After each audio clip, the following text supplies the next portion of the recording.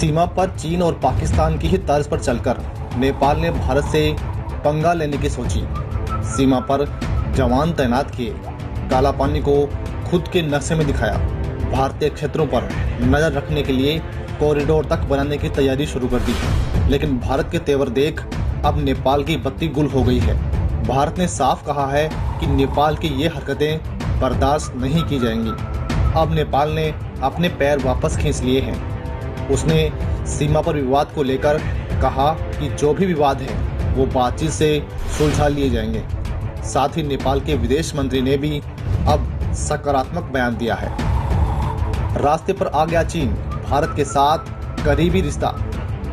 कालापानी और लिपुलेख जैसे सीमा विवाद के चलते पैदा हुए सीमा विवाद के बीच नेपाल के विदेश मंत्री प्रदीप कुमार कि भारत एक ऐसा देश है जिससे काफी करीबी रिश्ते हैं। ग्यावली ने कहा कि नेपाल का भारत के साथ विशिष्ट और करीबी रिश्ता है।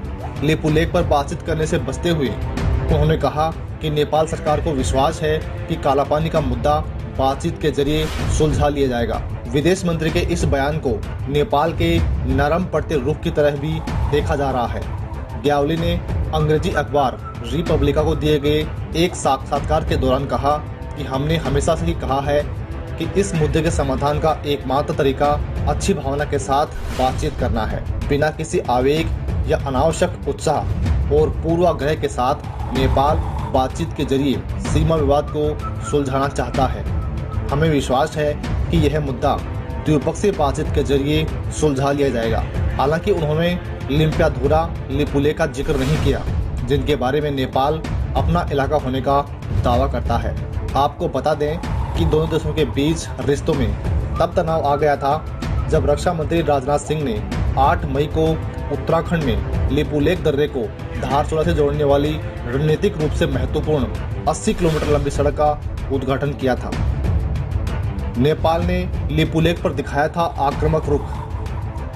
नेपाल ने इस सड़क के उद्घाटन पर तीखी प्रतिक्रिया देते हुए दावा किया था कि यह नेपाली सीमा से होकर जाती है। भारत ने उसके दावे को खारिज करते हुए कहा था कि सड़क पूरी तरह से उसकी सीमा में ही है। नेपाल सरकार ने बुधवार को नेपाल का संशोधित राजनीतिक और प्रशासनिक नक्शा जारी किया था, जिसमें लिम्पियाधुरा लिपुलेख और कालापानी को उसके हिस्से में दिखाया था।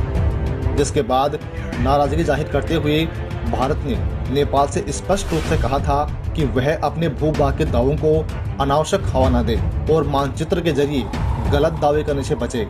भारतीय विदेश मंत्रालय के सचिव अनुराग श्रीवास्तव ने कहा कि यह एक द्विपक्षीय कार्रवाई ऐतिहासिक तथ्यों और साक्ष्यों पर आधारित नहीं है।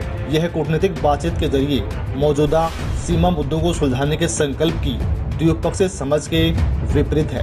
क्षेत्रीय दावों के ऐसे कृत्रिम विस्तार को भारत कभी भी बर्दाश्त नहीं करेगा। भारत से दोस्ताना रिश्ता चाहता है नेपाल के विदेश मंत्री ग्यावली ने कहा कि नेपाल विश्वास पर आधारित उतार चढ़ाव से मुक्त रिश्ता चाहता है। हम जानते हैं कि हमारे पास इसका कोई विकल्प नहीं है, इसलिए हमारे सभी प्रयास इस बोझ को समाप्त करने के लिए हैं। हमें विश्वास है कि इस मुद्दे के समाधान का एकमात्र जरिया कूटनीतिक बातचीत है और समझौता है। एक सवाल के जवाब में उन्होंने कहा कि हम इस मामले में बातचीत करने का प्रयास कर रहे हैं। कोरोना के संकट के दौरान ही एक अच्छी खबर सामने आई है। पूरे देश में अभी लॉकडाउन चल रहा है और निर्माण कंपनियां पूरी तरह से बंद हैं, लेकिन भारत के विदेशी मुद्रा भंडार ने तगड़ी उछाल मारी है। भारत का विदेशी मुद्रा भंडार 15 मई को समाप्त सप्ताह में 1.73 अरब डॉलर बढ़कर 10 सप्ताह के उच्चतम स्तर 487.4 अरब डॉलर तक पहुंच गया है। यह विदेशी मुद्रा भंडार का 6 मार्च को समाप्त सप्ताह के बाद का सबसे ऊंचा रिकॉर्ड स्तर है। लगातार तीसरे सप्ताह विदेशी मुद्रा भंडार में वृद्धि हुई है। इससे पहले 8 मई को समाप्त सप्ताह में यह 4.24 अरब डॉलर की गिरावट के साथ 485.31 अरब डॉलर तक रहा था। आपको बता दें कि मोदी सरकार के इनिशिएटिव मेक इन इंडिया के तहत अब तमाम तरह के रक्षा उपकरण भारत में ही बनने लगे हैं।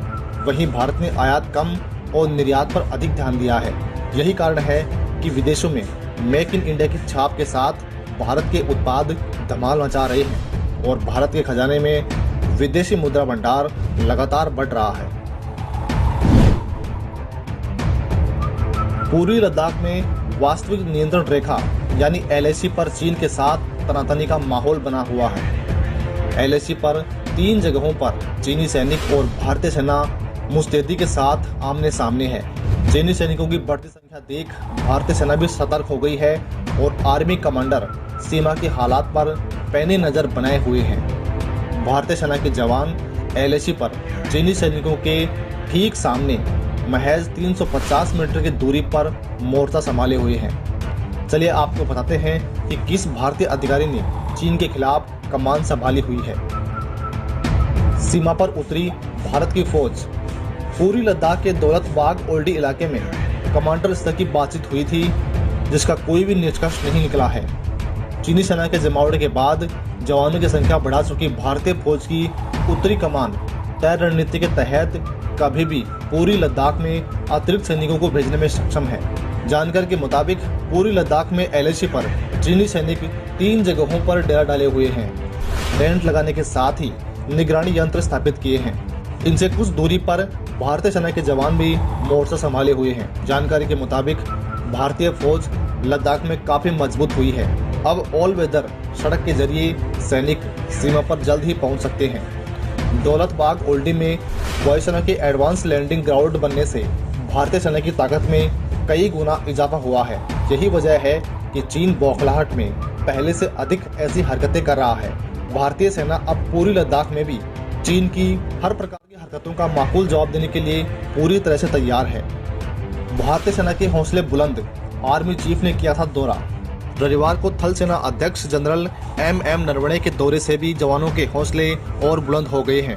उत्तरी कमान के general commanding in chief lieutenant general YK Joshi पूर्वी लद्दाख के हालात पर पैनी नजर बनाए हुए हैं। लेफ्टिनेंट जनरल जोशी लद्दाख में हाई एल्टीट्यूड वारफेयर में माहिर हैं। कोरोना की शुरुआत से ही अमेरिका चीन के पीछे हाथ धोकर पड़ा हुआ है। चीन पर इस महामारी का आरोप लगाने वाले अमेरिका ने अब चीनी कंपनी हुआवे को दोबारा अपने निशाने पर लिया है। हाल ही में अमेरिका ने हुआवे पर कुछ नए प्रतिबंध लगाए हैं, जिसके बाद हुआवे अमेरिका से प्रोसेसर चिप और सेमीकंडक्टर का एक्सपोर्ट नहीं कर पाएगा। अमेरिका द्वारा लगाए गए इन प्रतिबंधों के बाद हुआवे सख्ते में है। हुआवे ने एक बयान जारी कर कहा कि अमेरिका के इस फैसले से न सिर्फ दुनिया के टेक बाजार में खलबली मच जाएगी, बल्कि इससे हुआवे के अस्तित्व पर भी खतरा मंडराना शुरू हो जाएगा। आपको बता दें कि कोरोना के सेमीकंडक्टर संयंत्रों में इस्तेमाल होने वाले चिप डिजाइन और विनिर्माण उपकरण अधिकतर अमेरिका में ही बनते हैं। ऐसे में अमेरिका द्वारा हुआवे पर लगाए गए इन प्रतिबंधों के बाद इस कंपनी का बर्बाद होना तय माना जा रहा है। अमेरिका में बर्बाद हुई चीन की हुआवे कंपनी। जब से ट्रंप सत्ता में आए हैं, तभी से अमेरिका में इस चीनी कंपनी का अस्तित्व खतरे में आ गया था। ट्रंप को लगता है कि हुआवे का इस्तेमाल कर चीन की कम्युनिस्ट पार्टी उसकी जासूसी कर सकती है। मई 2019 में अमेरिका ने अपने देश की सभी कंपनियों पर बिना एक विशेष लाइसेंस लिए हुआवे के साथ कारोबार करने पर रोक लगा दी थी। तब कंपनी के संस्थापक रेन जैकफाई ने कहा था कि कंपनी उस विमान की तरह हो गई है जिसमें आग लगी हुई है और अभी जान बचाना ही हमारी प्राथमिकता है। अब जब कोरोना के बाद अमेरिका ने हुआवे पर नए प्रतिबंध लगा दिए हैं, तो हुआवे ने कहा कि उसका तो जीवन ही संकट में पड़ गया है। चीन के विदेश मंत्रालय ने भी कहा है कि अमेरिका हुआवे को बर्बाद करने पर तुला हुआ है। इसलिए तो अमेरिका अपने साथियों पर भी हुआवे का बहिष्कार करने का दबाव बना रहा है। अमेरिका, ब्रिटेन, यूरोप और भारत जैसे देशों को लगातार अमेरिका हुआवे का समर्थन न करने की बात कहता रहा है। ब्रिटेन में भी हुआवे का विरोध। कोरोना के बाद तो कई देश वैसे ही हुआवे के खिलाफ हो गए हैं। इस चीनी कंपनी को ब्रिटेन में पहले ही बड़ा झटका मिल चुका है, क्योंकि चीन से बुरी तरह चिढ़े PM बोरिस जॉनसन अपने यहाँ 5G सेवाएं शुरू करने से संबंधित हुआवे को दी गई सभी अनुमति को वापस लेने का ऐलान कर चुके हैं। हुआवे ने धमकी भरे स्वर में कहा है कि अमेरिका के इन नए प्रतिबंधों के बाद अमेरिकी हितों को भी तगड़ा नुकसान पहुंचेगा। हालांकि अब ऐसा लगता है कि अमेरिका को भी इसकी कोई चिंता नहीं है, क्योंकि उसका पूरा फोकस कैसे भी करके हुआवे के व्यापार को ठप करने पर है।